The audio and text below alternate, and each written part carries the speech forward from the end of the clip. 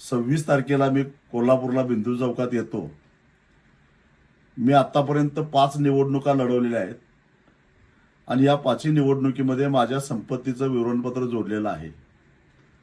या व्यतिरिक्त अजून काही माझी चल अचल संपत्ती असेल तर त्याचे पुरावे राजेश क्षीरसागरांनी 2 दिवसामध्ये गोळा करावेत आणि एखादा बंगला असेल, एखादा भूखंड असेल, एखादी जमीन असेल, सातबारा असेल, ते सगळं 26 तारखेला दुपारी 12 वाजता कोल्हापूरच्या बिंदू चौकामध्ये घेऊन यावं.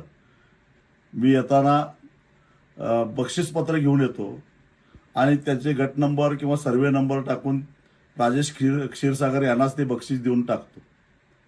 माझं आव्हान त्यांनी हे स्वीकारावं. मी बरोबर 12 वाजता 26 जुलैला कोल्हापूरच्या बिंदू चौकामध्ये येणार आहे